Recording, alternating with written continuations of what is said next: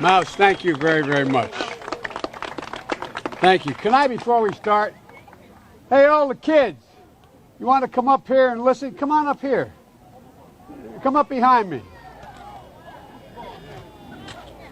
Because I'm not holding up between them and the pool, man. Come on. My name's Joe Biden, Vice President Biden. Everybody come on up and stand with me. What's your name? There's okay, Cherry.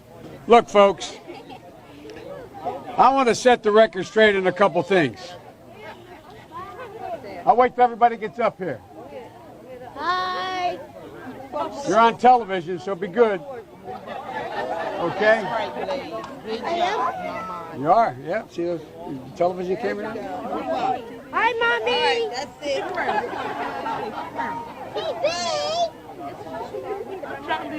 All right.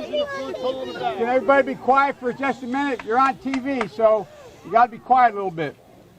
Folks, look, I've received, because of the people of the state of Delaware, I've received an awful lot of wonderful honors all my career. The greatest honor was serving you for so long. But this does mean more to me than anything that's happened. My daughter Ashley's with me. My daughter Ashley got her first job down here at Kingswood out of school. She's a social worker. Bo is associated here. Anyway, the point I want to make is I owe you all. I owe this neighborhood. I learned so much. I was a kid from suburbia. I lived out in Mayfield in a split-level home with my grandpop living with us and in a 3-bedroom home with 4 kids, my grandpop. And folks, when it's a whole 100 years ago, but I was a senior in high school, and Przicki turned out to be a great athlete at the University of Delaware, but I was runner-up the state scoring championship here in football. I wasn't bad either. And but I wanted to get more involved. And I realized I lived in a neighborhood where I'd turn on the television and I'd see and listen to Dr. King and others. But I didn't know any black people. No, I really didn't. You didn't know any white people either. That's the truth. So I wanted to work here. And there's my daughter Ashley. Come on up here, Ash.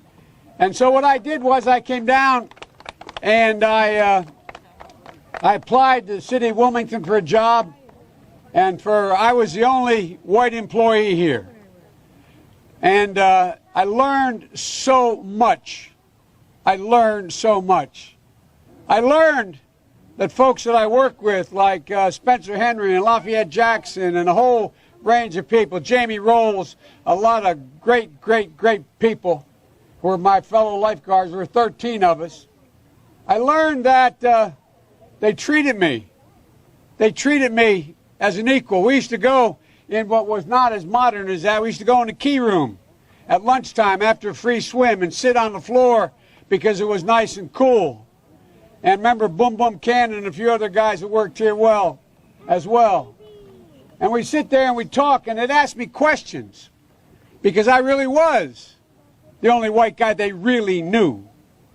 And they'd ask me questions about everything, things that just startled me. I remember one time, I won't mention which lifeguard, said, "Do I have a jerry can, a 5-gallon can for gasoline?"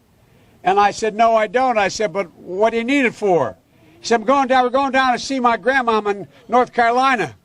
We can't stop at most gas stations. They won't let us stop at most gas stations. I learned a lot. And I learned that it makes a difference. This was the diving board area, and I was one of the guards, and there was a 3-meter board. And if you fell off sideways, you landed on the darn cement over there.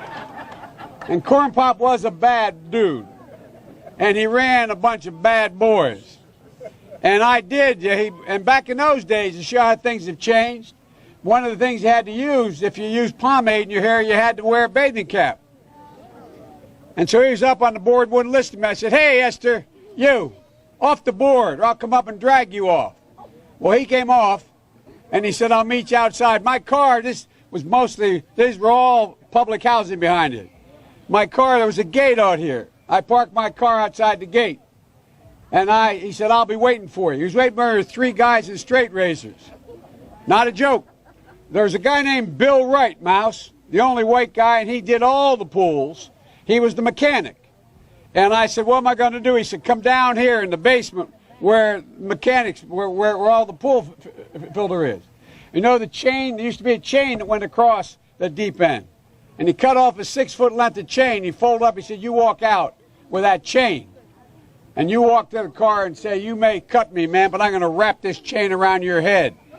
I said, you kidding me? He said, no, if you don't come back. And he was right. So I walked out with the chain. And I walked up to my car. And they had, in those days, you used to remember the straight razor. You'd bang them on the curb, get them rusty, put them in the rain barrel, get them rusty. And I looked at him, but I was smart then. I said, first of all, I said, when I tell you get off the board, you get off the board, and I'll kick you out again, but I shouldn't have called you Esther Williams. I apologize for that. I apologize, but I didn't know that apology was going to work. He said, you apologize to me? I said, I apologize for that, not for throwing you out, but I apologize for what I said. He said, okay, closed the straight razor, and my heart began to beat again. I came down here because I remember the first bumper sticker I saw that made me aware when I was in law school. Proudly for Holloway. Proudly for your dad. First African-American state senator in the state of Delaware. Everything about. And by the way, you know, I sit on the stand and it get hot. I got hairy legs that turn blonde in the sun. And the kids used to come up and reach in the pool and rub my leg down so it was straight and then watch the hair come back up again. They'd look at it. So I learned about roaches. I learned about kids jumping on my lap. And I've loved kids jumping on my lap. And I tell you what, the men, they're now all men, the guys I work with down here, and they're all guys at the time, they're all good men. Most of them made an awful lot of themselves. And Earl Larkin had a rough time. And some of you knew Earl. I came back as a public defender. I came back to Delaware and I got a fancy job with the oldest law firm in the state. But the city was burning. It was burning down here. And I couldn't do it. So I quit and became a public defender.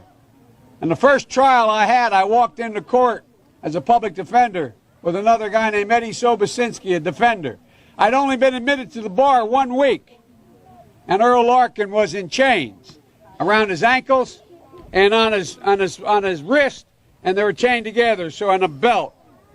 And he said, who's going to try the Larkin case? I just got started. And he was aptly named. His name was Judge Stiftel. And he said, Sobocinski said, well, that's my colleague. He just joined the public defender's office. He said, will you, in fact, defend him? So she turned to Larkin and said, he'll defend you. I said, whoa, Your Honor. I know nothing about the case. He said, I'll give you till tomorrow, but you draw the jury today. And he looked at Larkin and he said, you mind if he represents you? And I'll never forget what he said. I learned a lot. He said, and I mean it sincerely. He looked at me and he said, one hunky's just as bad as any other. I'll take whoever you send me. And here's what I want to tell you about Earl. Here's what I want to tell you about the neighborhood and the heart. I defended him. He got beat up right on the other side of the field here. He walking along the tracks. He was a sailor in a sailor's uniform, the guy who he beat up and robbed. And so I thought he was innocent. I kept the jury out 5 hours, but they convicted him. And I felt so bad. So I go down to the old prison all the time. They had little wooden tables and two little chairs in a big dome you'd sit under where you'd be interviewed. And I was sitting there, Councilwoman, and the third time saying, I'm appealing this case. And finally he took the table, he flipped it up, and he said, jumped up, and the guards came and grabbed him. He said, don't you understand, Joe? I did it. But here's the point. He cared about me. This is a man who saw me bleeding because I saw this guy going to jail and I thought he was innocent. There's character. even in great problems. There's so much character in this neighborhood. There was so much character back then, too. So many people didn't get a shot. So many people didn't get a shot who could be standing right where Lisa's standing today a lot earlier, could be standing where I'm standing today. Let me end by saying, I was a pretty darn good lifeguard. Yeah, man. I taught swimming, too. And I remember going over, we used to play the other pools, and we played basketball at lunchtime, remember? We went over to Riverside, we played. And someone on the other team threw the ball to me by accident. And they looked at me and said, "Oh, God, I thought you were on my team." I'm thinking, I'm the only white boy within 20 miles. Remember, I'd get invited down to Baby Grand. I walk in and say, "Who's this guy?" And they say, "He's ours. He's ours." You've always had my back. The neighborhood's always had my back. And God willing, I've always had your back. And I'll always have it as long as I'm around. I love you. It's a great honor. Thank you very much. And if I were still a lifeguard, I'd say, time to get in the pool. Thanks, everybody. And Councilwoman, thank you so, so much for this honor. Thank you. So how you guys doing? Who here is going to be president someday? Raise your hand. All right.